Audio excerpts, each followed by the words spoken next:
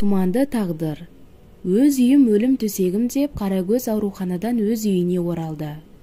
Басына жасалған ота күрделі болғандықтан, бірнеше ай жатуына тура келген арудың ауруханадан мезі де шығып кетті. Әкеден жастайынан жетім қалған Қарагөздің тағдыры тым қатал болды. Ақырында өмірдің таяғы аздай, адамның таяғынан басына зақым келіп ауруханадан бірақ шықты. Қарт анасы қызы үшін талай шырылдаған. Бүгінде қызының үйге оралғанына балаша қуанған қарт ана асын даярлап бәйек болып жүр. Анасы мен қызы ұзақ әңгімелесті. Кешкі астан соң бөлмесіне кірген Қарагөз айнаға қарап өткен өміріне күрсініп, тағы ой құшағына батып кетті. Әкесі Қарагөз 1-ші сыныпқа барарда өмірден озды.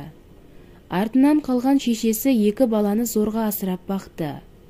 Қарагөз інісі екеуі тетелес болып өсті. Бастары біріксе кейде тату, кейде қату. Анасы ол кезде жас, күш қайраты бар пысық келіншек еді. Бірде тоқ, бірде аш балалар мектепті аяқтап, бірі ер жетіп, бірі бой жеткен. Қарагөз колледжге оқуға түсті. Анасы үйдегі ұсақ малдарын сатып, ел қатарынан қалмай қызын оқуға түсірді. Ұлы жәдігерді өкінішке орай қолы қысқа болып оқуға түсіре алмады. Есесіне үйдің бір бұрышынан өзіне шеберхана ашып алды. Елдің бұзылған теледидар, кір жуатын машиналарын жөндеп, тиын тебенін тауып жүрді. Анасы бастауыш сыныпқа балаларға сабақ берді. Қарагөзді де мұғалімдікке түсіріп қалаға сіңлісінің қолына табыстап келді. Қалаға 1-ші рет келген ару жан жағына жалтақтап үрке басып сабағына барып жүрді. Ауылдан шықпаған бойжеткен үшін қаланың тұрмыс тіршілігі мүлде жат еді. Өзге қыздар сияқты каникулда ешқашан ешқайда бармайтын. Сабақтан тыс уақытында анасына үй шаруасына көмектесетін. Жазғы демалыстарында егіс басынан күнделікті еңбек етіп бір тынбайтын. Арам шөп жұлып, пияз теріп тілім-тілім болған қолдары бірде ашып, бірде қанап кететін. Анасының 1 айлық табысы үшеуінің күн көрісіне жетпейтін. Өмір балаларды тез есейтіп жіберді. Әр нәрсеге үлкендерше ойланып, солар сияқты әрекет ететін.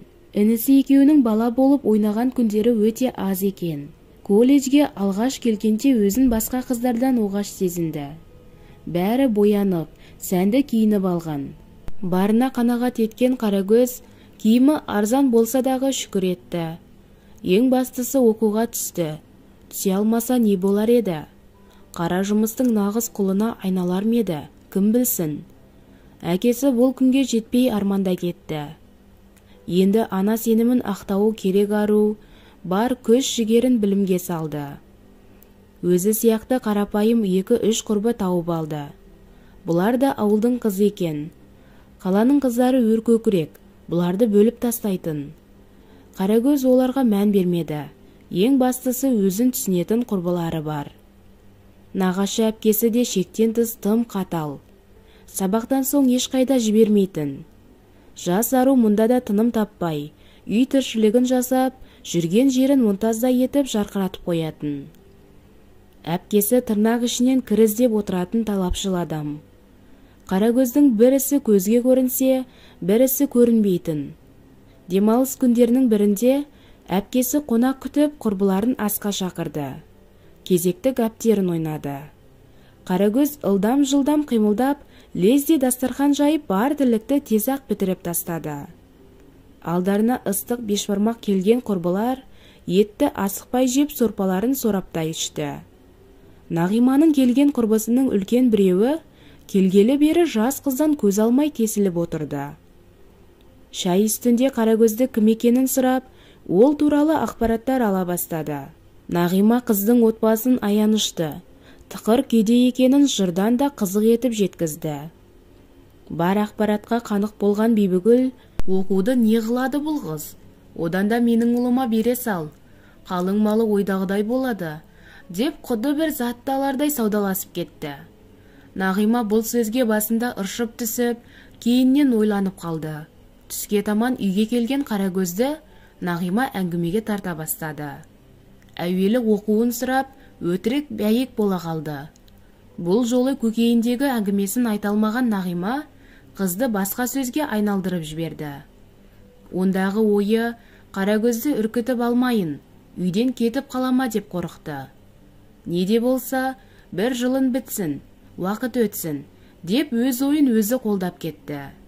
Ештеңеден хабары жоқ бойжеткен сабаққа уақытында барып келіп жүрді. Жазғы демалысқа да аз қалды.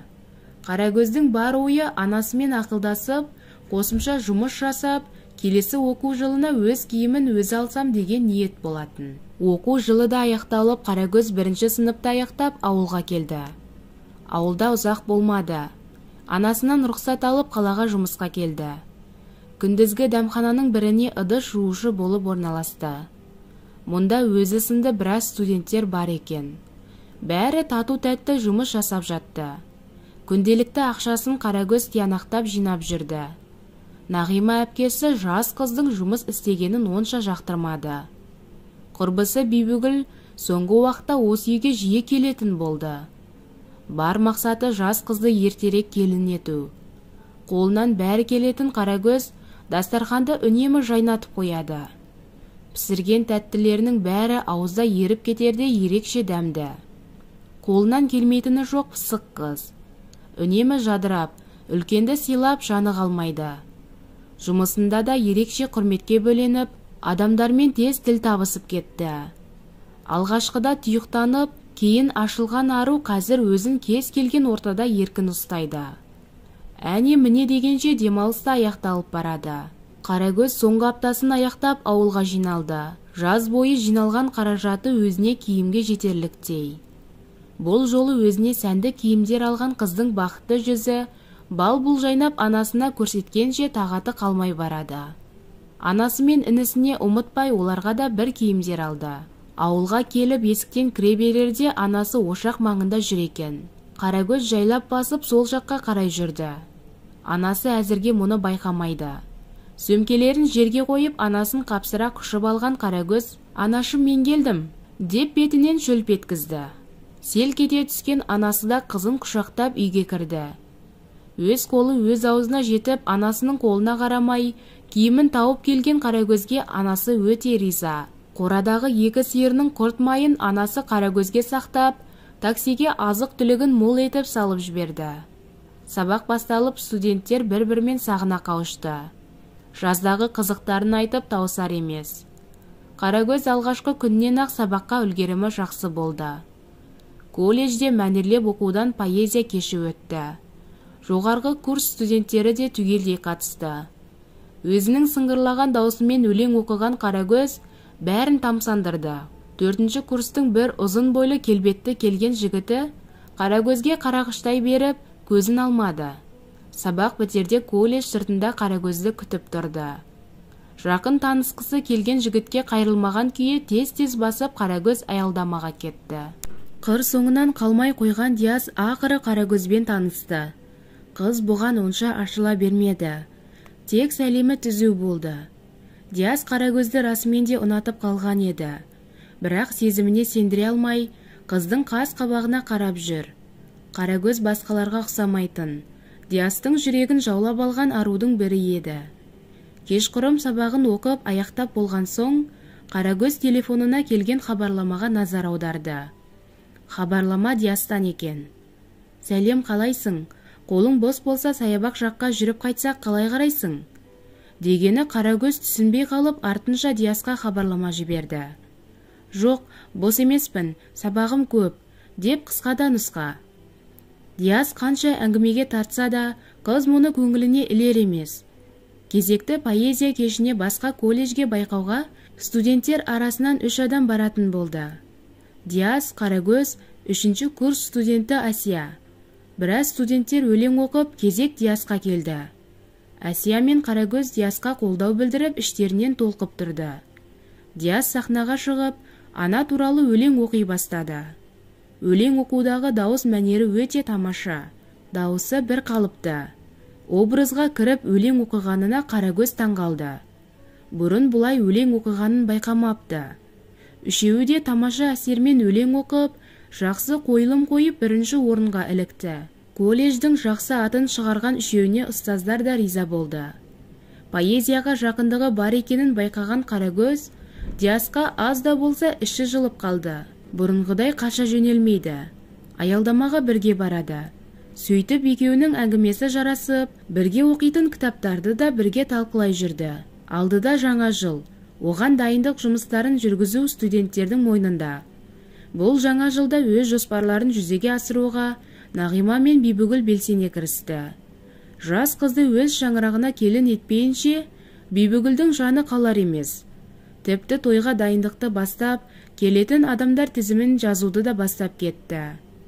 Жаңа жылда өзін қорқынышты тосын сый күтіп тұрғанын бейкүнә ару сезбейді де. Студенттердің ұйымдастырған жаңа жылы өте көңілді өтті. Қыстық каникул да басталды. Қарагөз анасы мен інісіне сыйлығын алып ауылға жинала бастады. Қыздың әр басқан ізін аңдып жүрген Нағима, оның ауылға кететінін Бибігүлге айтып үлгерді. Оңтайлы сәтті пайдаланған Бибігүл ұлына ескертіп, оны достарымен Қарагөз шығатын аялдамаға жіберді. Нағима түк білмегендей қызды есіктен шығарып салды.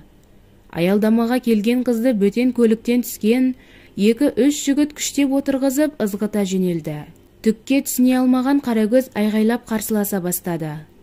Зәулім үйдің алдына келген көлік ақыры тоқтады. Көліктен түспей қыз біраз бақырып шақырды. Қасына келген Бибігүл айырланып қызды шығаруға сан түрлі жылы сөз айтты. Қарагөз Бибігүлді көргенде есінен танып қала жаздады. Одан сайын ызаланып, кексе әйелді одан бетер жек көрді. Оның жыландай арбап алдағанына әлі де сене алмады. Көліктен түспеген аруға ақыры қаны басына шығып, денелі келген Бибігүл өзі кірісті. Бой бермей жылаған аруға қарамады да, көліктен жұлқи түсіріп, жатын бөлмеде құрылған шымылдыққа кіргізді де жіберді. Әбден жылап сілесі қатқан қыз, одан әрі қарсыласуға шамасы келмеді. Сыртта музыка ойнап, елдер билеп, бәрі ырду-дырдумен көңілді. Қуғыншы болып Нағима күйеуімен келді. Өтірік айғай шу шығарып, басыла қалды. Бұл да Бибігүл екеуінің ойындағы сценарийінің бірі еді. Қарагөз Нағиманы көріп, аяғына жығылардай жалына жылап көмек сұрады. «Әпке, бұл не сұмдық? Мен мұнда қала алмаймын. Ауылдағы анам уайымдап өледі ғой. Оқуым ше?» деп аңырай бейкүнә ару Нағимадан көмек күткендей ызалы жылады. Жүрегі селк етпеген Нағима бәрін қыздың өзіне жауып құтылды. «Босаға аттап қайда барасың? Анаң мен ініңді жер қылып ауылға қарабет еткің келмесе, осы босағада қаласың», деп қызға дәріс оқып кетті. Үміті әпкесі еді, одан да қайыр болмады. Ақшаға құныққан Нағима Қарагөздің көз жасына да қараған жоқ. Өз үлесін алып, түк болмағандай күйеу екеуі жөндеріне кетті. Қуғыншылар кетіп, ел аяғы тараған соң күйеу жігіт Қарагөздің жанына келді. Бұжыр бет, месқарын, басы таз, шойындай қап-қара дәу азаматты көрген арудың есі шықты. Не істерін білмеді. Кілттеп алған бөлмеден қашып құтылу мүмкін емес еді. Қыздың жылап айғайлап өзін жайсыз сезінгенін байқаған Мәулен қызға қол тигізген жоқ. Қарагөз бұған да шүкір етті. Қарагөздің анасына Нағима телефон соғып, әуелі қал жайын білді. Біраз үнсіздіктен кейін, «Сіңілім, бекем бол. Қызың өз орнын тапты. Хабаршылар да барып қалар», деп майда сөзбен сіңілісін әйтеуір көндірді. Өзінің сүйген жігіті, өзі оқытады. Қарагөз өзіңе ашып айта алмады ұялып, деп Нағима өтірікті шынды құдай ұрғандай әдемілеп жеткізді. Анасы қанша қарсы болғанымен Нағима жеңді. Телефонмен сөйлескен Қарагөз анасына ештеңе айта алмады. Тамағына тығылған өксікті жеткізе алмады. Бар шындықты айтуға оқталып тұрғанда, енесі оған қоқан-лоқы көрсете сыбырлап та қойды. «Шындықты айтар болсаң, анаң мен інің зардап шегеді. Осыны ұмытпа келінжан», деп оған алара қарады. Амалсыздан Қарагөз анасына бәрі ойдағыдай, оқуымды оқимын деп жұбата салды. Қарагөздің бұрын аузынан жігіт туралы сөз шықпайтын, қалай лезде тұрмысқа шығып кетті деген сан сұрақ жүрегіне тыныштық берер емес. Анасы жүрегі бір нәрсенің дұрыс еместігін іштей сезді. Нағимаға өз сырын айтып еді, жаны шығып кетердей, қыз бақытты болады, кеткен қыз кетсін, деп сіңлісіне ұрсып тастады. Бұдан әрі сіңлісі әпкесіне ештеңе деп ауыз ашпады. Бибігүл өз жоспары іске асқанына риза. Кешкі ас үстінде есік қоңырауы безілдеп қоя берді. Бибігүл үйінде келіні екеуі ғана. Күйеуі басқа қалада, өз жұмыстарымен кетіп қалған. Келген ұлы екен. Жұмыстан кештетіп ішімдік ішіп алған сынды. Қарагөз Мәуленге жақтырмай алара қарады. Астарын ішіп әркім өз бөлмесіне кетті. Ас үйдің жұмыстарын аяқтаған соң Қарагөз ептеп басып бөлмеге кірді. Мәулен ұйықтамапты. Ішіп алған күйеуіне шынашақтай қыздың еш әлі келмеді. Қарагөз қарсыласқан сайын Мәулен күші тасып өз ойын іске асырды. Қарагөз бас айналып, дүние асты-үстіне түскендей, дел құлы күйде таңды көз ілмей атырды. Бұл түн өміріндегі өзегі өртенген өкінішті түн еді. Өзі қаламаған адамға зорлықпен тұрмысқа шыққан ару, өмірден түңіліп не істерін білмеді. Жанарынан аққан жас пен тамағына тығылған ащы запыранға түн ғана куә. Мына адамгершіліктен жұрдай, намыссыз жандармен бұдан әрі қалай өмір сүремін, деп ызалана егіліп, сұрағына жауап таба алмады. Қысқы каникулда аяқталды. Тірі адамға жаңа жылда келіп жетті. Бұл жаңа жыл санасына өшпес із қалдырған арудың өміріндегі ең бақытсыз жаңа жылы еді. Барлық қатарлары ойнап күліп алаңсыз сабақтарына келді. Оларды көрген сайын жүрегі жаралы Қарагөз шыдай алмай жылап жібереді. Енді ғана ашылып келе жатқан жас ару қар астында үсік шалған гүлдей солды да қалды. Сабаққа барып келді дегені болмаса, бәріне қызығушылығын жоғалтты. Дүркіретіп той жасағанын міндет еткен Бибігүл жас қызды тірлікке аямай салды. Итшелеп жүріп екінші курсты да бітірген қыз өзгелер сияқты жадырай алмады. Мәуленнің жасы бұдан едәуір үлкен. Жап-жас келіншекті не еркелетіп, не қолдамады. Ішімдікке тойып келген күні батыр болып, өнерін көрсетіп, ертеңіне дым болмағандай жүре береді. Күйеуінің бірнеше рет қол көтергені де болды. Енесінен көмек күткенде жалтаңдаған келіншек қайта-қайта сонда қарайды. Арыстандай ақырған енеден сөз қолдауы ешқашан болған емес. Қайта майға от құйғандай ұлы жағына болысып шыға келеді. Біз де кезінде таяқ жегенбіз, ештеңе жоқ. Еркек бірде көл, бірде шөл, деп дәмі жоқ ескі дәрістерін айта беретін. Қанша сабыр сақтап жүрсе дағы, Қарагөз бұл қорлыққа одан әрі шыдай алмайтынын сезді. Өзі сүймеген жанмен, өзін құлдан да бетер тірлікке салып, қолдауы жоқ енеден бір шаңырақ астында бірге тұру бұдан әрі мүмкін емесіне көзі әбден жетті. Не де болса бәрін анасына айтуға, бұл үйден бір жолата кетуге шешім қабылдады. Қарагөздің тұрмысқа шығып кеткені Диасқа қатты батты. Оқуын аяқтап отбасын құрсам деген арманының күл талқаны шықты. Қарагөздің құрбысынан шет жағасы өзінің зорлықпен алып қашқанын естіген. Ол кезде жігіт демалыста өз ауылына кеткен. Біраз күн хабарсыз кеткен Қарагөздің телефоны да өшіп, хабар ала алмады. Істің болары болып, бояуы сіңгеннен соң барып, барлығын құрбысынан естіген. Өкініп тұрып, еш әрекет жасай алмады. Қарагөз амалын тауып анасына хабарласып, осы күнге дейін бәріне шыдап баққанын айтып зар еңіреген. Анасының күмәні шындыққа айналып, өзінің әпкесінің жеңгетай болып қызын күйеуге қашырып жібергені өзегін өртеп барады. Уақытты жоғалтпай, анасы бірден қалаға Нағиманың үйіне келіп жетті. Өмірі қалаға келмейтін сіңлісін көрген Нағима абдырап қалды. Бір бәленің болғанын Айманның сұсты жүзінен байқады. Осы күнге дейін әпке бетіне қарап сөйлемеген Айман бұл жолы тым ашулы. Неткен қатыгез бейшара адам едің. Саған сеніп Қарагөзімді тапсырдым ғой. Өмірі не болды енді? Жауап бер. Неге басынасың бізді? Деп қалшылдап кеткен Айманға Нағима ештеңе дей алмады. Қолын бір сілтеп, әпкесінен көңілі қалған Айман есіктен шыға жөнелді. Осылайша алғаш рет екі бауырдың арасына үлкен сызат түскен еді. Қызының мекен жайына іздеп келген анасы өз көзіне өзі сене алмады. Қызының түрі боп-боз, еңсесі түсіп өте жүдеу. Анасы мен қызы жыласа көрісті.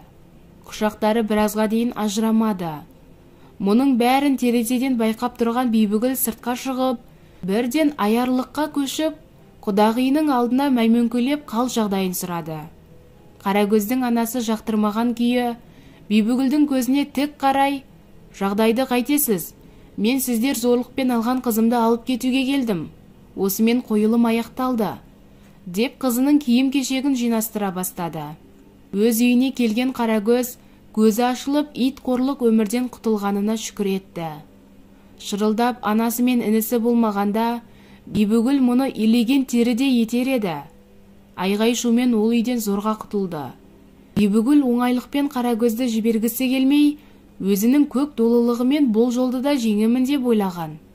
Тек Қарагөздің анасы полиция шақырып, іс қозғатамын, оған дәлел қызымның осы күнге дейін көрген азабы мен денесіндегі көгерген іздер, дегенде Бибігүлдің аузына бір жолата құм құйылған еді. Сөйтіп анасы мен қызы өз үйлеріне оралды. Жүдеп, тозып кеткен әпкесін көргенде, жәдігер еркек болса да еңіреп жылап жіберді. Бауырының осы күнге дейін ештеңе айтпай, қорғансыз қалғанына жүрегі сыздады. Соңғы кезде қызының есінен жиі талып қалғанын көрген анасы дәрігерлік тексеруден өткізуді жөн көрді. Бәрі жүйке жүйесінің шаршағанынан шығар деп болжады.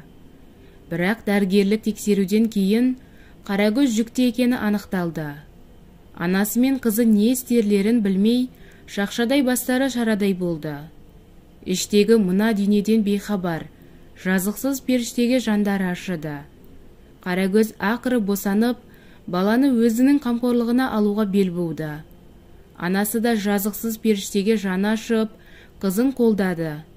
Келесі оқу жылы басталғанда, колледж директорына бар жағдайды айтып, сырттай оқу бөліміне ауысты. Қаладан жүрегі шайлығып қалған Қарагөз, ауылына барып анасының қасында болғысы келді. Анасы қызына барынша дәрумендер, жемістер алып беріп бар жағдайын жасады. Інісінің шеберханасы да дамып, жағдайлары бұрынғыдан жақсарған. Шеберханасын дамытып, техника жөндеумен қатар құрылыс заттарын да сата бастады. Ауылдастары бұрын ауданға барып, керек жарағын алса, қазір бәрін жәдігердің дүкенінен табатын болды. Ай күні жетіп Қарагөз өмірге шекесі торсықтай ұл әкелді. Айман тұңғыш немересін перзентханадан шығарып, алғаш әже атанды. Қарагөзді қалжалап анасы бар жағдайын жасап отырды. Сәбиінің бетіне қараған сайын Қарагөз өмірге деген құлшынысын қайта арттырғандай болады. Күннен күнге сәбиінің тәтті қылықтары үй ішін шаттыққа бөледі. Жәдігер көкесі де Димашқа бауыр басып қалды. Қолы босай қалса, мойнына отырғызып даланы бір шарлап келеді. Қаладан Қарагөздің колледждегі жақын құрбысы келді. Екі құрбының іштері толып, әңгімелері ұзаққа жалғасты. Сөз арасында Диас та қозғалды. Қолына дипломын алып жұмысқа да орналасыпты. Отбасын әлі құрмапты. Тұрмысқа шыққан соң Қарагөз оның номерін бір жолата өшіріп тастаған. 2 күн қонақ болған құрбысын анасы екеуі шығарып салды. Айман базарға барып немересіне керекті заттар алып келді. Әуелі далаға шыққанда салып жүретін әдемі қоларба алды.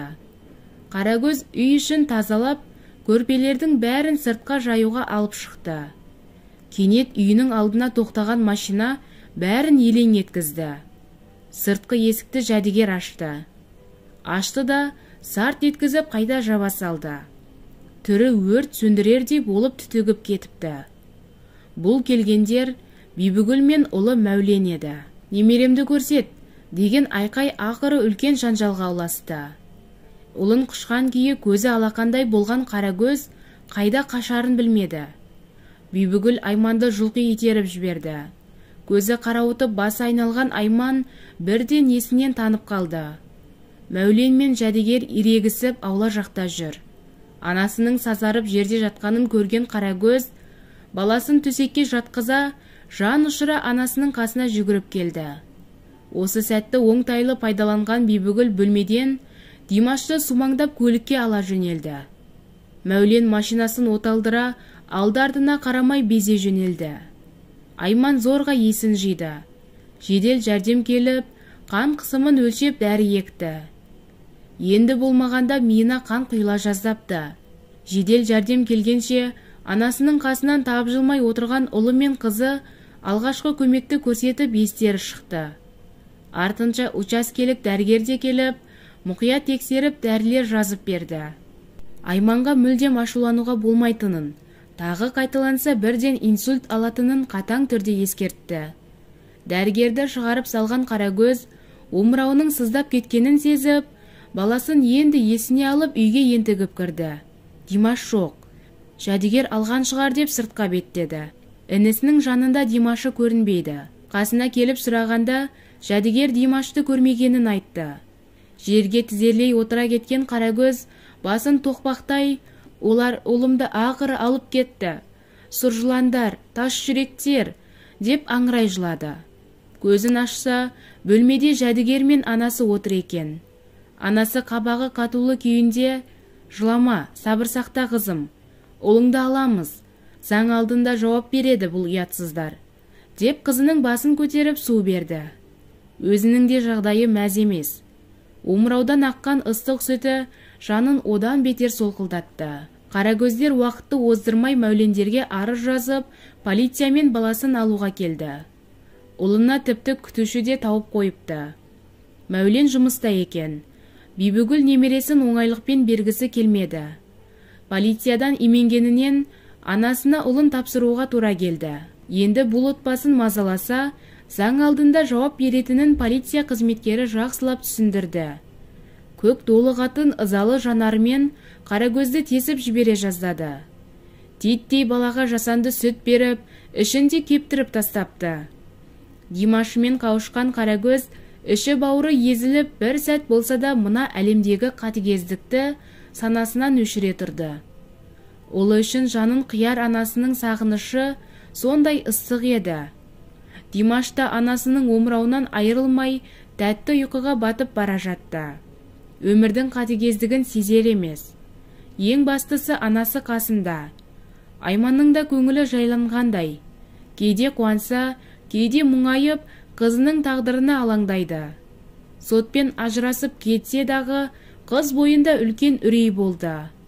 Тағыда қай күні келіп, Димашты алып кетер екен, деген күмән жегі құрттай жеді. Бибігүлдің қолы ұзын, таныстары да көп. Көк долы қатын ұлы жұмыстан келгенде миын шұқып, немеремді қайтсем де алам ол бейшаралардан. Ол біздің қан, деп сілкіне айғайға басты. Димашты қалайда алуға жоспарын қарастырды. Бір нәрсені ойға алса, соны жасап тынбайтын Бибігүл тағы құйтырқы жоспарын іске асыруға, бұл жолы бәрі оңтайлы шешілуге тиіс деп, телефонынан әлдекімнің номерін асыға іздей бастады. Момын күйеуінің долы қатынына сөзі өтпейді. Ол бәрін өзі шешіп, шешімді өзі қабылдайды. Елдің бәрі жым-жырт ұйқыда жатқанда, Қарагөздердің ауласына бетперде киген адам баспалдап кірді. Иттің мазасыз даусынан оянған Жәдігер жарықты жағып сыртқа шықты. Есік ашылғаны сол еді, ту сыртынан әлдекім зілдей ағашпен қойып қалды. Жәдігер естінен танып, бірден жерге құлады. Әлгі бетперделі сұсты адам әлдекімге телефон соқты. Артынша екі адам кіріп, бәрі үйге баса көктеп кірді. Қарагөздің бөлмесіне кіре, бірден балаға жабысып, ақыры анасының қолынан жұлып алды да, Қарагөзді анасы екеуін қолын байлап, естерін шығарды. Енді Димашты іздеп, полицияға баратын болса, баласынан бір жола айырылатынын ескертті. Бұл Бибігүлдің жіберген құйыршақтары еді. Енді ұлын ала алмайтын Қарагөз бұл жолы жылап сықтамады. Бауырын, анасын жазым етеме деп жүрегі езіліп жатса дағы, Димашты сонда қалдырам деп шешті. Анасы бұл ойын құптамады. Баласы үшін сол жаққа баруын сұрады. Қолы ұзын, дөкей адамдарға бұдан әрі төзімдері жетер емес. Димаш үшін жаны өртеніп жауыздар мекеніне тағы оралды. Бибігүл келетінін біліп, Қарагөзді көргенде масаттанып, неге келдің сүмірейіп, Димаш жоқ саған, кет әрмен, деп көк долылығына басты. Мұндағы ойы аяғына құшып кешірім сұрату еді. Олы үшін оны да жасады Қарагөз. Үйге кірген сәтте ана мен бала қайта қауышты. Ертелі кеш үйдің бар тірлігін жасаған Қарагөз төсекке жеткенше шаршап шалдығып сүрініп жығылады. Димаш анасының жұдырықтай жүрегін тәтті үмітке әлдилеп, аз да болса рахат сезімін сыйлайтын. Бибігүл 10 шақты күнге курортқа баратын болып шешті. Аюдай ақырып, үй ішіне өзі келгенше біраз тірлікті бітіруді қатаң бұйыра тапсырды. Момын күйеуі мақұлдап басын изеп қойды. Мәулен Димашқа бауыр баса бастады. Бұрынғыдай дөрекілігін де қойған. Қарагөз бұған ешқандай сезім ұшқынын сыйлаған емес. Анасы кеткелі Мәулен жуасып, жұмыстан ерте келіп, уақытының көп бөлігін ұлына арнайтын болды. Кішкентай сәби оның өмірін біраз өзгерткендей. Кешкі ас үстінде Димаш ерте ұйықтап қалды. Ұлын бөлмеге апарып Қарагөз ас үйді жинауға қайта келді. Мәулен әлі сонда екен. Үнсіз дастарханын жинай бастады. Мәулен қолындағы әлде бір қорапты Қарагөздің алдына ысыра салды. Бұл не дегендей, Қарагөз сұраулы жүзбен Мәуленнің жүзіне таңырқап қарады. Мәулен сәл тосылып Қарагөзге: «Ал, бұл саған. Саған алқа алдым. Алдыңда айыбым үлкен. Үйленгелі арамызда бір жылулық болмапты. Анам да артық кетті. Димаш бұл үйге келгелі жылуда кірді. Ұлды болғаныма қатты қуанамын» деп, алғаш рет әйелінің алдында өзін адам құсап ұстады. Өң мен түстің әсерінде тұрған Қарагөз тіпті не дерін де білмеді. Ойлап қараса, тұрмысқа шыққан күнінен бастап өмірі тұманды, бұлыңғыр болыпты. Алқаны не аларын, не алмасын білмей айтарға сөз таппай қалды. Өзінің қырсықтығына салынып, бұл жолы да өткен күндегі мұң қайғысын бұл жолы Мәуленнің бетіне басқысы келмеді. Ашу, ыза, ұрыстан Қарагөз әбден қажыған. Бойына әлде бір сабырлық еніп, ақыры алқаны алып ашып көрді. Өмірінде алғаш рет дөрекі күйеуден жылы сөз естіп, сыйлық алғанына әлі де сене алар емес. Бірақ үнсіз. Мәулен ас бөлмеден шыға берерде Қарагөз: «Алқа әдемі екен, рахмет», деп үн қатты. Мәулен жымиып шығып кетті. Бала адам өміріне шырай беріп, адамдарды да жақсы жаққа өзгертеді деген осы шығар. Жұмыстан Мәулен ерте келіп, ұлына әйтеуір күніге бір ойыншық құшақтап келеді. Құдды бұрындары бойында қатыгездік болмаған жан сияқты. Бала жанды болып барады күннен күнге. Әйеліне де оң қабақ танытып, екеуі бұрынғыдай үнсіз емес, аз да болса әңгімелеседі. Ұлдарын алып алғаш рет бірге Мәулен мен Қарагөз саябаққа келді. Димаш қоларбада пысылдап ұйықтап жатыр. Бұл жолы да саябақта адам толы екен. Көбі балалар мен ата-аналары.